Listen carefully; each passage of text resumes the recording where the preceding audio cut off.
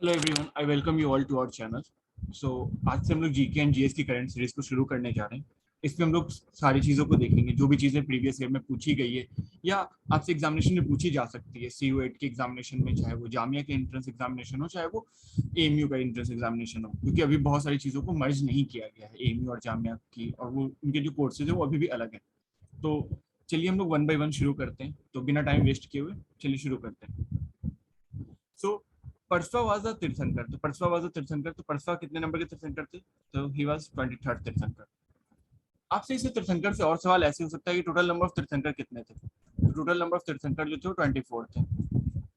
आपसे ये पूछ सकता है कि आ, जो परसवा थे, जो कि 23rd तीर्थंकर थे, इनका जो सिंबल्स था वो क्या था? ठीक है, तो इनका सिंबल था हुडेड सरपेंट। ठीक है, hooded serpent.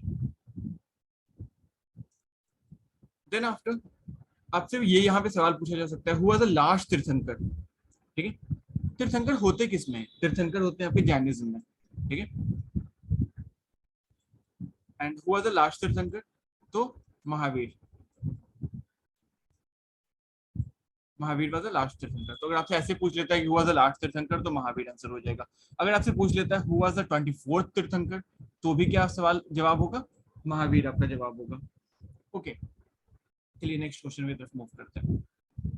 Mahatma Gandhi was invited to South Africa. Mahatma Gandhi को साउथ अफ्रीका बुलाया गया, तो किसके द्वारा बुलाया गया?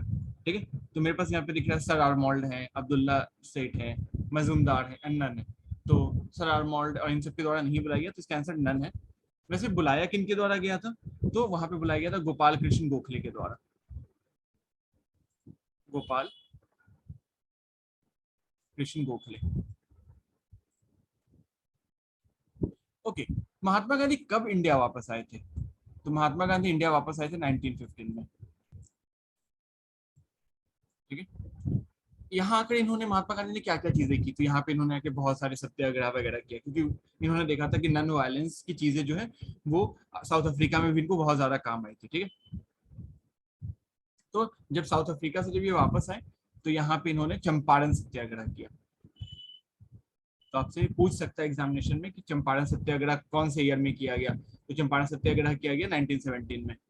कहाँ किया गया ये चंपारण सत्याग्रह? था कहाँ पे? तो it is situated in Bihar. Champaran जो है वो बिहार में सिचुएटेड है। उसके साथ साथ चंपारण में कौन सा सिस्टम था, किस चीज के ऊपर ये चीज की गई थी? तो वहां पे तीन कटिया सिस्टम था। ठीक है, तीन कटिया सिस्टम के ऊपर गांधी जी ने वहां पे आवाज उठाई थी। ठीक है, यहाँ चंपारण में होती किस चीज की खेती थी? चंपारण में इंडिगो की खेती हुआ करती थी। ठीक है, इंडिगो की खेती हुआ करती थी। उसके बाद Tarjumanul Quran was written by, Tarjumanul Quran किसके द्वारा रिटन किया गया है? तो it was written by Abul Kalam Azad. Abul Kalam Azad कौन थे? He was the first education minister of India.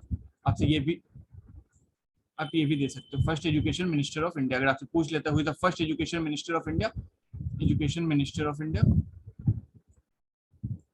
तो अबुल कलाम आजाद। उसके बाद आपसे यहाँ पे एक सवाल ये हो सकता है कि जब फर्स्ट एजुकेशन मिनिस्टर की बात करो, तो first health minister of India, पहली हेल्थ मिनिस्टर कौन थी?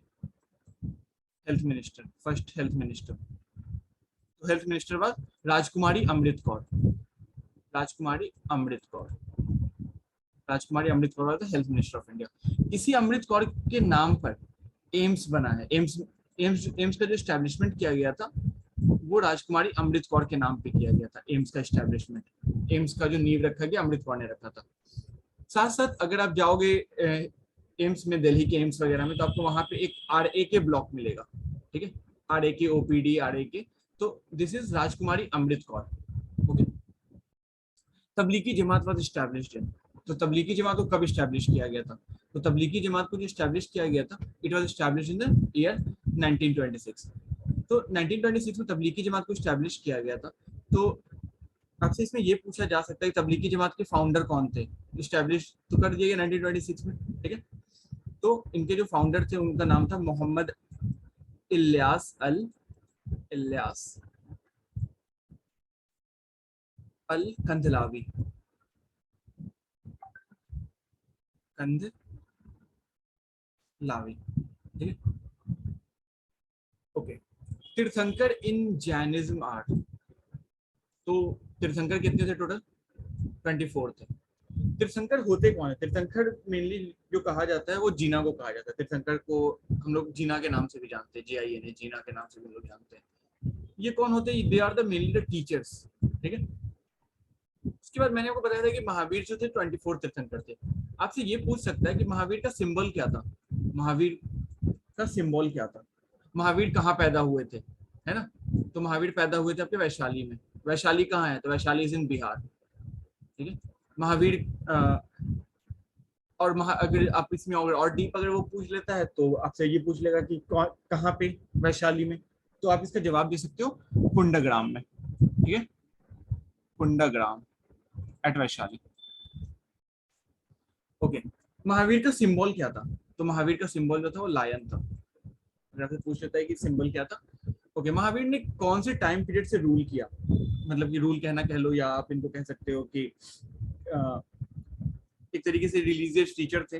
तो ये किस टाइम से थे? क्योंकि महावीर का मतलब ही होता है ग्रेट हीरो, ठीक है। तो महावीर का जो जन्म हुआ था, तो ये हुआ था आपका 540 में। और रूल कहने का सेंस ये है कि आप समझो कि इनको लोग फॉलोअर्स काफी ज्यादा थे, इनके पीछे धीरे धीरे लोग फॉलो होते चले गए थे, ठीक है।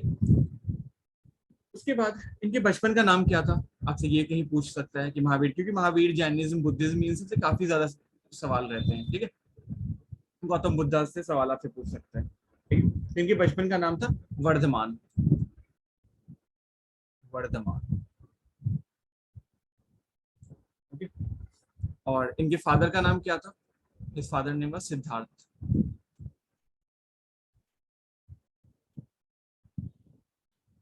अच्छा, इनके फादर का नाम तो सिद्धार्थ था। इसी तरीके से आप इसको ऐसे याद कर सकते हो कि महावीर के फादर का नाम सिद्धार्थ था और गौतम बुद्ध के बचपन का नाम सिद्धार्थ था। गौतम बुद्ध के बचपन का चाइल्डहुड नेम वाज सिद्धार्थ।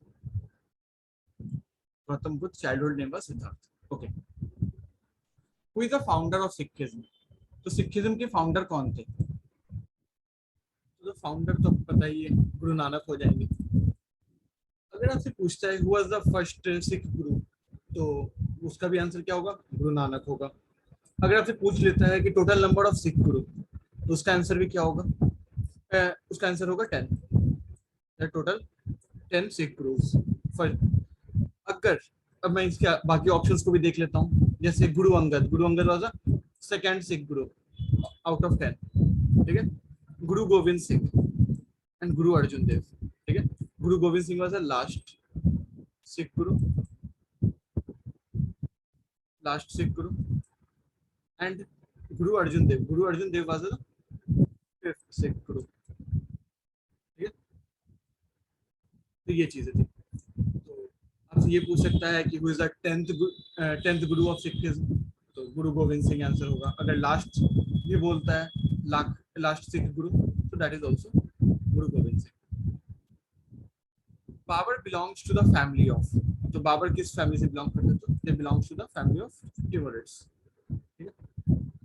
उसके बाद where did Babur establish his first kingdom? तो Babur establish his first kingdom in the Kabul, Kabul यानी अफगानिस्तान के रीजन में इन्होंने एस्टैब्लिश किया था, ठीक है।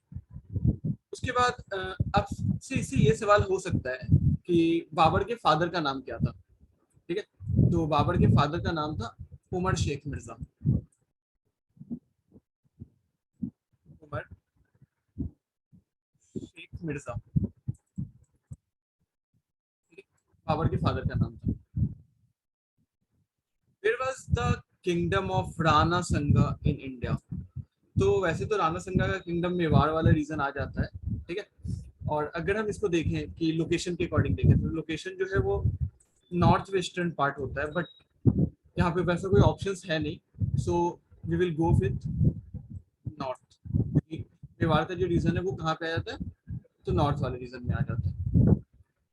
Razia Sultan was the daughter of, Razia Sultan किसकी बेटी थी? रजिया सुल्तान सबसे पहला जिसकी फर्स्ट मुस्लिम वुमेन रूलर थी, ठीक है।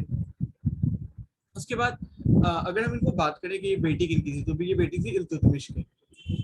अब इल्तुतमिश कौन थे? ठीक है, जिनको अल्तमश भी कहा जाता है हिस्ट्री में। ठीक है, तो इल्तुतमिश जो थे, आप इनको ऐसे दो तरीके से आप इनको समझ सकते हो। एक चीज की, ये पहले जिसके दामाद थे, ठीक है, सन इन लॉ थे, किसके?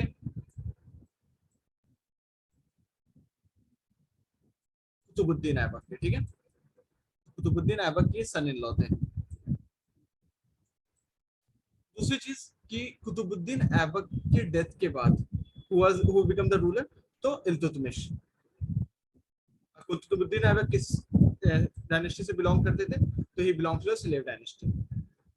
लेकिन कुतुबुद्दीन ऐबक ने इल्तुतमिश को आजाद कर दिया था, ये नहीं कहा था कि तुम भी स्लेव होकर के ही रहोगे। ठीक है, was the first slave king of India. First slave king कौन था?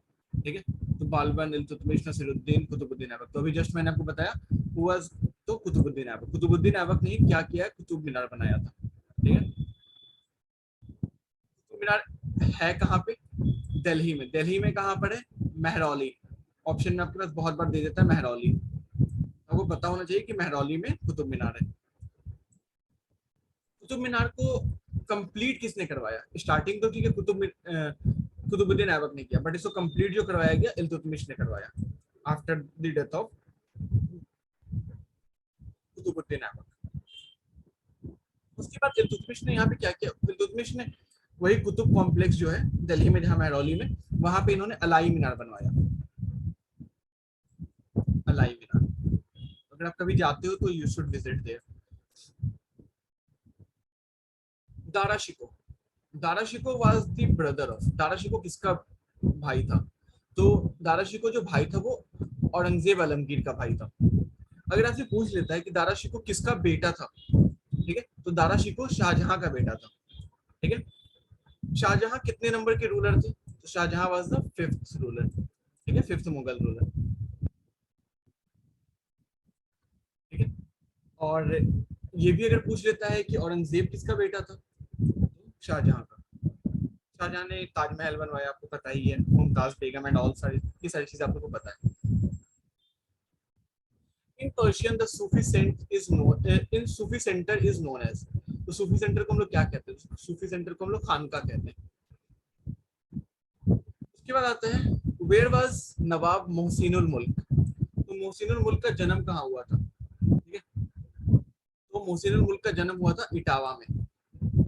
ये इटावा है कहाँ पे? Etawah is near Aligarh. उसके साथ साथ मोहसिनुल मुल्क का, अगर आपसे ये पूछ लेता है कि मोहसिनुल मुल्क इज आल्सो नोन एज, और आपके पास तीन चार ऑप्शंस आपके पास दे देता है, तो आंसर होगा सैयद मेहंदी अली। ठीक है, सैयद मेहंदी अली। मोहसिनुल मुल्क के नाम से हॉस्टल भी है, अलीगढ़ में हॉस्टल भी है। ठीक है, जिसको एमएम हॉल भी बोलते हैं, मोहसिनुल मुल्क हॉल। उसके साथ साथ अगर आप मोहसिन इनके बारे में अगर थोड़ा सा और जानना चाहोगे, तो he was one of the founder of all India Muslim league. All India Muslim league, was one of the founder of all India Muslim league. और आपसे अगर क्वेश्चन पूछ लेता है कि ऑल इंडिया मुस्लिम लीग कब फाउंड की गई थी, तो इट इज फाउंडेड इन 1906। 1906 में ऑल इंडिया मुस्लिम लीग का फाउंडेशन रखा गया था। 1906 में और क्या हुआ था? 1906 में बंगाल का पार्टीशन हुआ था, partition of Bengal, Bengal partition. और दोबारा से फिर इसको कब सही किया गया था? कि बंगाल पार्टीशन को नलीफाइड किया गया था इन द ईयर 1911। तो 1911 में फिर से उसको एक साथ कर दिया गया था, कहा गया कि नहीं ऐसा कुछ नहीं है, तो उसको फिर से साथ कर दिया गया था। In which year Sir Syed died. तो सर सैयद की जब भी हम डाइड की बात करते हैं, तो सबसे पहला चीज आपको ये पता होना चाहिए कि सर सैयद से सवाल हमेशा रहेगा, क्योंकि सर सैयद और अलीगढ़ मूवमेंट जो है ये यूपीएससी तक का भी सिलेबस है, क्योंकि अलीगढ़ मूवमेंट बहुत बड़ा मूवमेंट है, ये कोई छोटा मोटा मूवमेंट नहीं है। ठीक है, तो it is also included in the syllabus of any competitive examination. तो अगर हम बात करें सर सैयद अहमद की डेथ की, तो सर सैयद अहमद का जो डेथ हुआ था वो 27 मार्च 1898 को हुआ था। ओके, इससे सवाल ऐसे हो सकते हैं सर सैयद अहमद कब बॉर्न हुए थे। ठीक है, तो sir Syed Ahmad born on 17 October, 17 October. ठीक है, कौन से ईयर? 1817। ठीक है, अभी से 5 साल पहले एएमयू में इस चीज को मनाया भी गया था, है ना, बाइसेंट्री सेलिब्रेशन जिसको कहते हैं, यानी 200 ईयर्स मनाया गया था, और अलीगढ़ पूरी तरीके से सजाया भी गया था। तो ये चीजें थी। सो इस वीडियो के लिए इतना ही, हम लोग मिलते हैं अगली वीडियो में। अगर आपको वीडियो पसंद आई हो तो अपने दोस्तों के साथ शेयर करें, और चैनल को सब्सक्राइब करना ना भूलें, और वीडियो को लाइक करें, कमेंट्स करें,